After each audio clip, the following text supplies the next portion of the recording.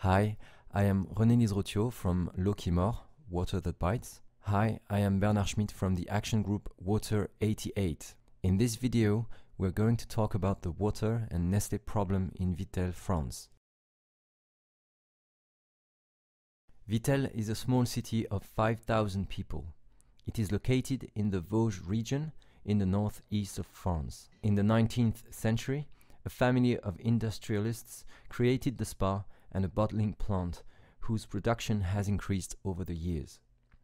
In 1970, bottling went from glass to plastic.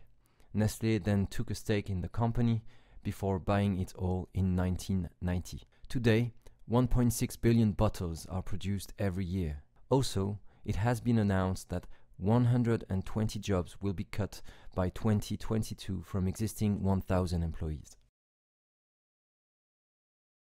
Under our feet, there are three water tables. Water table A, which is the shallowest. Nestlé Waters has exclusive rights to draw water, bottled under the brand Epar. Nestlé also has exclusive rights on water table B, which is bottled under the brands Vittel Grande Source and Contrex. The water table C, the deepest, is used by everyone. First, the inhabitants, communities, farmers, etc. In other words, it's simply the tap water. Second, the Hermitage, a dairy factory.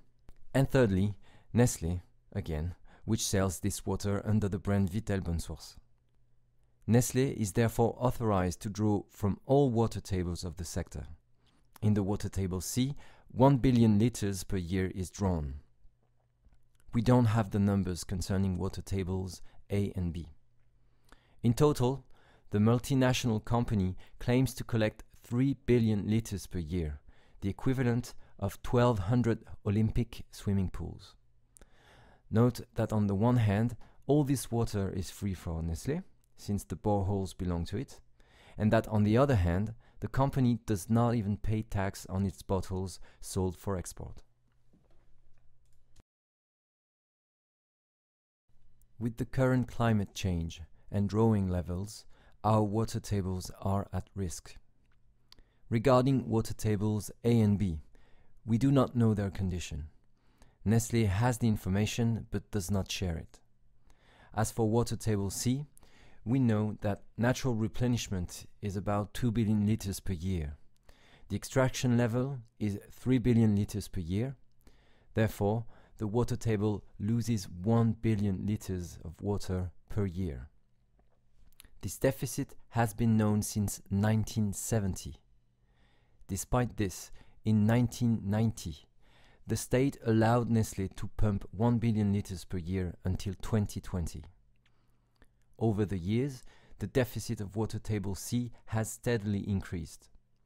In 2010, the state and local elected officials began to seek a solution. In 2016, they decided they would build a water pipeline to bring water from other villages. In the meantime, Nestlé could keep its bottling business as usual. From the beginning, our action group has opposed the privatization of the water tables in favor of Nestlé. In October 2019, after 4 years of struggle, the state finally cancelled the pipeline plan. A victory for our action group.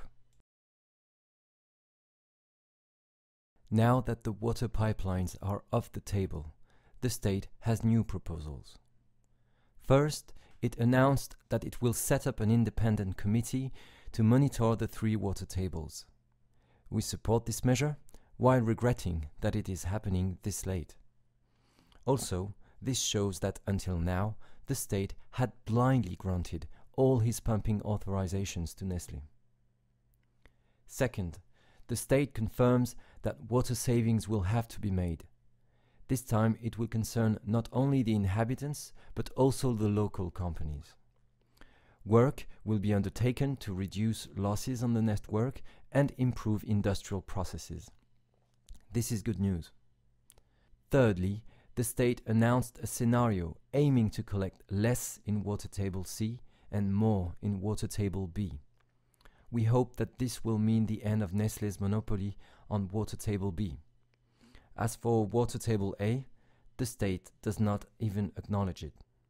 He announces further public consultations on this whole scenario, which lacks details and explanation. Fourthly, the state announced a balancing of water table C in 2027. But time is running out. We cannot afford water table C emptying for another 8 years. The state really does not take seriously the climate emergency going on here.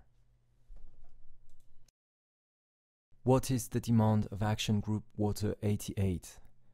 The demand does not change. In the face of climate change and several years of historical drought in the region, it is urgent to act. Concerning the water table C, the state must immediately cancel the authorization for Nestlé to draw water. This is the only way we can stop the annual deficit immediately, by rebalancing replenishment and extraction. Then we must allow the water table C to replenish itself as soon as possible, utilizing methods such as water saving and quick reduction of withdrawals. Concerning all the water tables, while waiting for a precise update on the situation of water table A, B, C, the state must immediately declare a moratorium on all authorizations of water extraction.